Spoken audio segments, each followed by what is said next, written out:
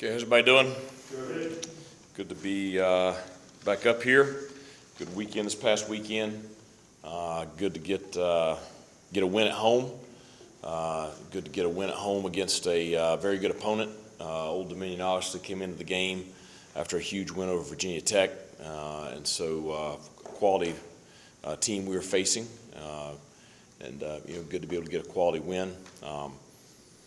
Not overly excited about the way we played in the first half. Just thought, just weren't very sharp offensively, not the way we want to be, and really had too many errors right there, and obviously, had a couple of big plays we gave up defensively that, kept Old Dominion in the ball game, and that kind of, just would like to start off a lot better than that. I thought the kids played really hard, but I think we just got to continue to improve.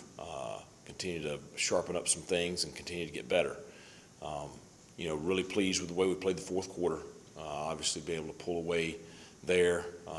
Wish we hadn't give up the cheap one late on just kid being too greedy. But overall, good home win. Good 1-1 on the year.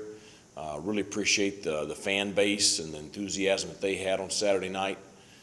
It was good to have, in spite of the weather, have a really solid crowd.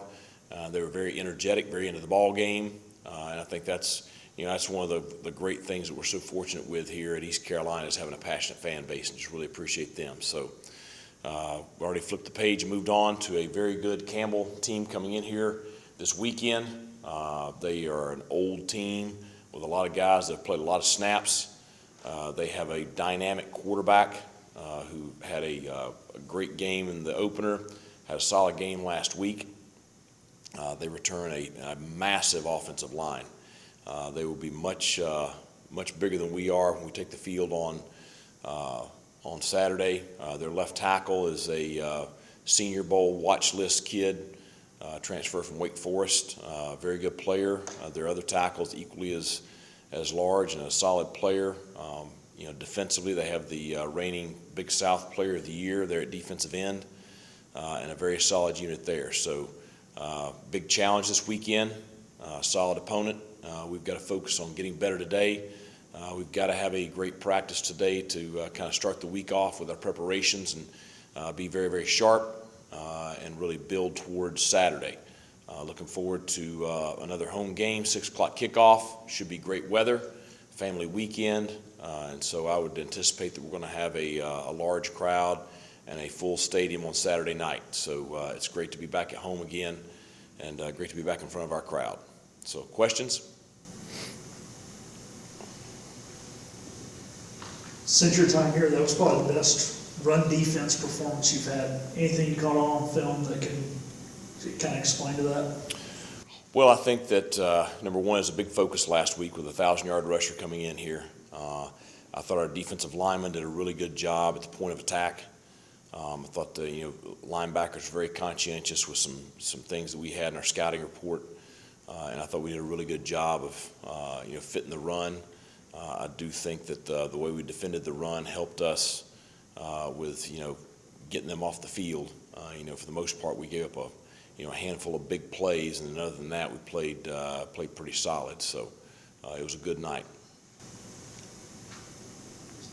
You mentioned their quarterback. They seem to be a different team when he's healthy. But no doubt. Can you compare him at all to Jack Chambers? I know they're different players, but last year, can you take any? He's a lot better player than Jack was. He's bigger. He's probably more explosive. Probably throws it better in the pocket. They were 3-1 last year when he got injured. He missed the rest of the season. During the pandemic in 2020, one of the weekends where we were quarantined or whatever, I got the chance to watch them play Georgia Southern at Georgia Southern. He almost single-handedly beat Georgia Southern in that game. And they went for 2 at the end, didn't get it, ended up losing by 1. But just really stood out to me just how dynamic of an athlete he is. So certainly it's going to be a huge challenge Saturday. Appreciate it. If you got questions. A couple games in, I'm just kind of curious how you think the defensive line rotation is. I mean, it's like 7, 8 guys are making plays. Yeah. Obviously, against a big offensive line, I think that will help out. Right. I think it's a strength. I think all those guys are playing really well. It was great to see, Chandre Mims have a great night the other night. He had played the run very well, had pressure on the quarterback multiple times, had the strip sack that resulted in the fumble recovery by J.D. Lampley that set up Rajay's touchdown there in the second half. So it's great to have, a lot of guys playing at a high level. It allows us to stay fresh right there. We're going to need that this Saturday against a line of the size that Campbell has.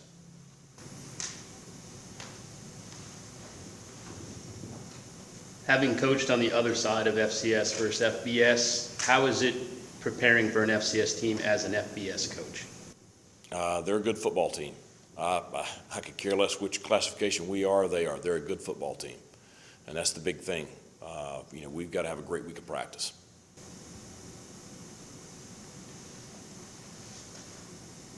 You mentioned how maybe frustrated you were at some of the points given up, but I guess is it refreshing at all to be somewhat frustrated after an 18-point win?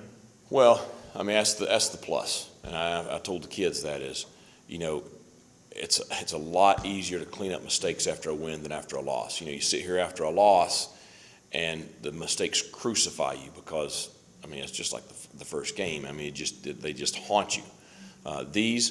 We got to get them cleaned up because if you don't get them cleaned up, they're going to bite you in the rear end. But we're cleaning them up after a win, and that's I'll take that any day of the week. Anything else? One more?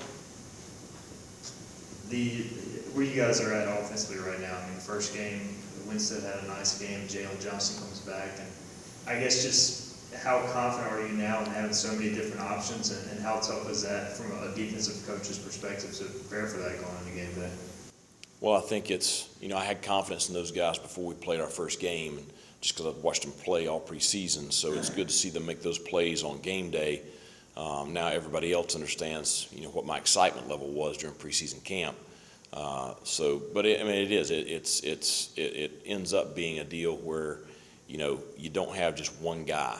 And, you have multiple guys that are being productive. The great thing is they're also being unselfish. I'm going to challenge them this week. We've got to do a better job blocking on the perimeter and taking care of that facet of of our performance. But I do think that they're continuing to build confidence in each other, and certainly everybody else is gaining confidence in them as well.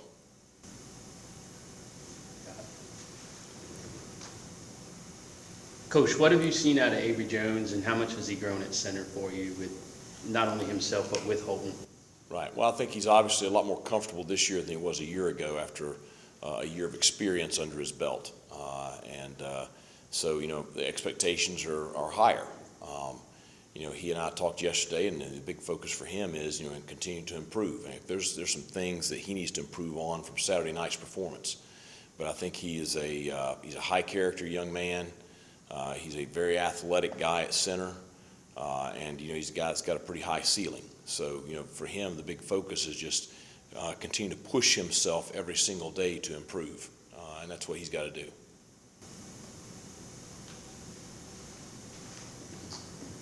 While we're on the offensive line, Justin comes in as a transfer playing tackle for the first time. Just what has that transition been like for him?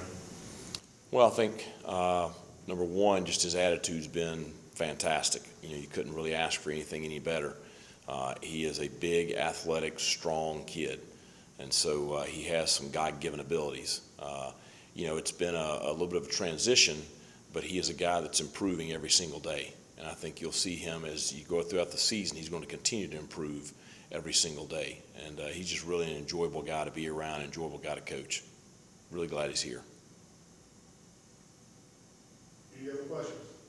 All right, thanks a lot. Go Pirates. All right. Just your feelings on Campbell coming up this week. What do you know about the Camels? I know they have a very good scrambling quarterback that can move around a lot. They have a few good transfer receivers. One that's like 6'5". They have a really athletic tight end. They have running backs that run hard, and they have a good offensive line. When you have a scrambling quarterback like that, does that change the way you play the game? Like me personally, or like the defense? Yes, you. Me personally, what changes like if I'm blitzing, I know I got to be more disciplined with my passing lanes. Can't get too far up the field because he'll step up and escape. And then like on the back end, you just got to be aware of scramble drill. Quarterback starts to scramble, you got to make sure you keep your eyes on your receiver and plaster him. How comfortable are you in this Blake Harrell defense now? I'm very comfortable. Third year into it, I pretty much know it inside and out, like the back of my hand. I know multiple positions as well, so I'm comfortable. The most comfortable I've been since I've been here. I'm sorry. I've done this for 38 years without doing it that way. Yeah, but you know what? Old dogs and little new tricks. No, they can't. Yes, they can. I can't. Ready? Go. See, they want me to put the audio on the mic, and I never do that when I do an interview. You're doing that. Look at you. Think a lot like a live shot. Well, it's not a live shot. If we had a live shot, I'd be a lot better at it. How do you go from way out west to the East Coast like this? My coaches and teammates have made it very easy. You know, at the end of the day, it's taking care of school and taking care of football, and you know, these coaches and these teammates are so supportive and they're great to be around, so they make it easy for me. What attracted you to East Carolina?